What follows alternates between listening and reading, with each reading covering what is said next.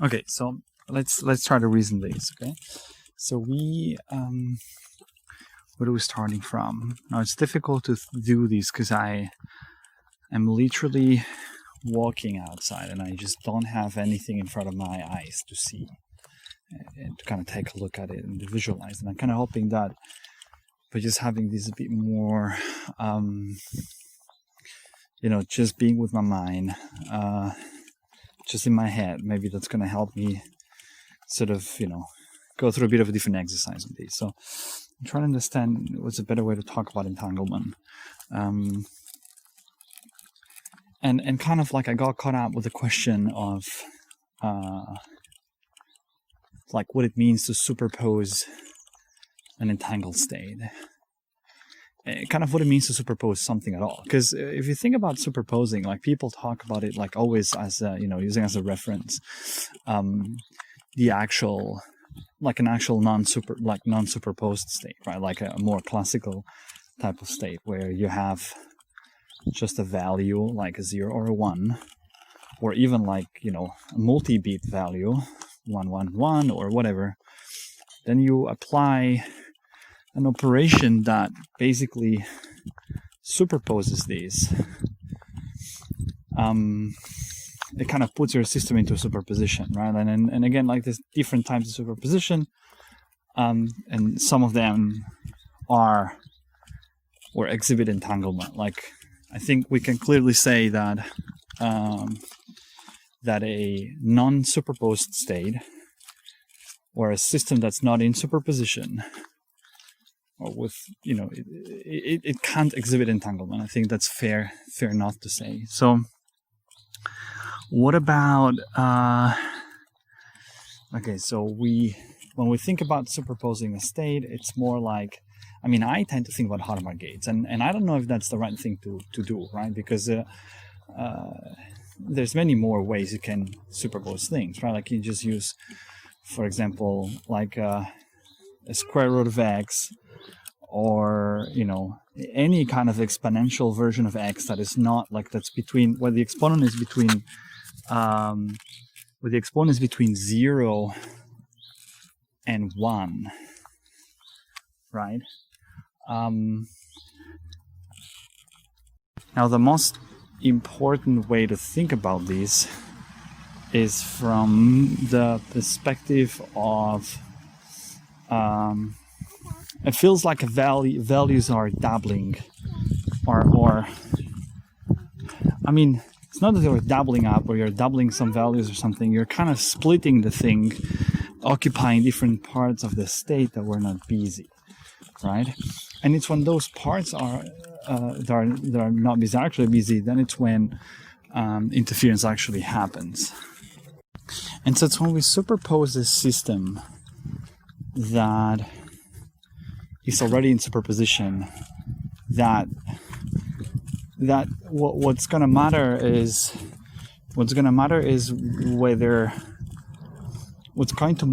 whether you've got space in your state space that's empty and that it's just it can be occupied, or whether there's going to be places in your state space where you've got already data or information. And I'm probably talking about this in the wrong way, right? But don't judge me for this. I'm just trying to think about different ways of talking about it. Then kind of interference happens. So it's either things add up or they don't, right? Like or they kind of cancel out. It's not either or. There is these cases like in when I was playing with Quirk, where if you've got the amplitudes are complex, right? So this means they've got a real part and an imaginary part. And so this means that if you're part of the state, say like you've got a 2-qubit system, so you've got 4 spots in your space, like the 0, 0, right? And then so if this one has both real and imaginary components, and let's say you're superposing these in a way that it just goes to 0, 0, to kind of 0, 0 and 0, 1, right?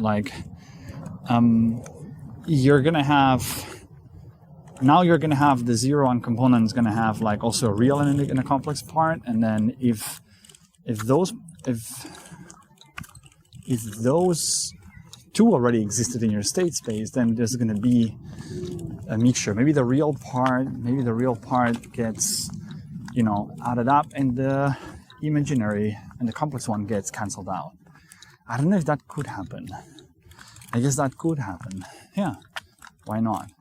So it's kind of, it's not that things, you know, either add up or cancel out, like, or cancel out. It's more than these. So, okay, good. Let's backtrack a little bit. So when we are talking about a superposed state, and then we superpose the state like more and more, like, yeah, that's at some point you're just, things get like, you know, add up or not. Like, you can't just get more space, right? That's the idea. Okay, that's what we have, and when we think about in the fields. Now, what happens to entanglement when we superpose? Okay, that's kind of the next interesting question, right? So we've got a system that's entangled. Let's say the typical Bell state, 0, 0, 1, 1. What happens when we superpose this state? What happens to the entanglement? That's my point, right? Because the entanglement is not like, can you destroy the entanglement? That's the interesting part, because I always thought about entanglement as in like, well, if you've got spots in your space where, in your state space where there's no amplitude, right? Like, then it's definitely entangled. But I think I got that wrong. I really think I got that wrong. If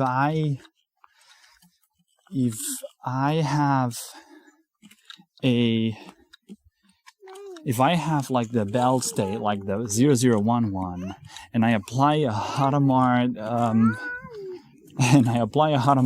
to the first qubit, right? Then I'm gonna get the states. Then I'm gonna get all the states filled up, but still the 2 qubits will still be entangled. But now the entanglement has changed, sort of, right?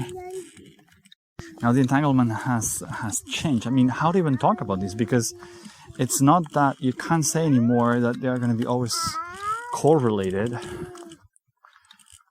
Well, they're correlated across, like, they're correlated totally different.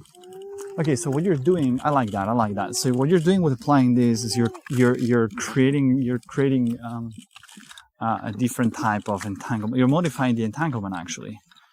So when you're applying a partial, and maybe if you apply like a full Hadamard layer, what you're doing is destroying the entanglement. I don't know if that's a generic property about it, a generic property. But if you apply just in one qubit, what you're doing is you're changing the entanglement. Because now your qubit, so your state goes from like 0, 0, and 1 to be like 0, 0, 1, 1, and then kind of both 0, 1, 1, 0, right? Like, and actually that would be still the equal superposition, but you would have an entanglement in the sense that if you measure 0, if you measure 0 on the one layer, if you measure 0 on one layer, what did I say? One wire. Then what does this guarantee you? Does this guarantee it? Oh, that basically what you're doing is you're entangling 2 different observables. So you're saying you're entangling across 2 different observables. So what you're saying is what used to be a 0 now will be a plus, and so if you measure something to be, if you measure that to be a 0, then you will see a plus state on. Oh, I think that's it. I think that's a way to see partially. I think I'm onto something here. So partial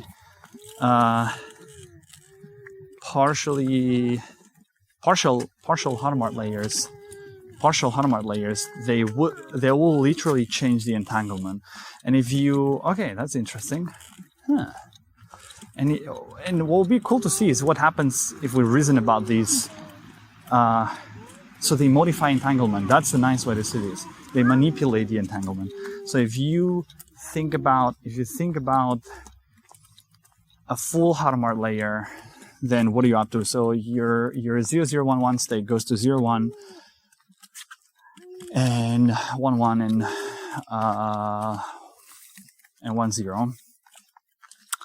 So you've got that. Then you're applying the Hadamard gate to the other state as well. And I feel like I need to get to Quirk to see that. Like, is this destroying entanglement? And if so, why?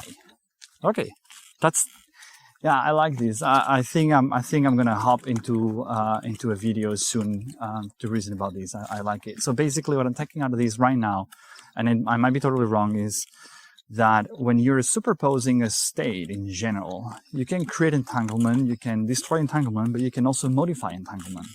And that's key. And I think I'm kind of, maybe I'll try to take a look. Okay, let's do this. I'll try to take a look at Q-Control's tooling to see what happens with entanglement and see how that changes the, because they have the Hydra representation of entanglement, which I want to really dive into. I like this. Awesome. Cool.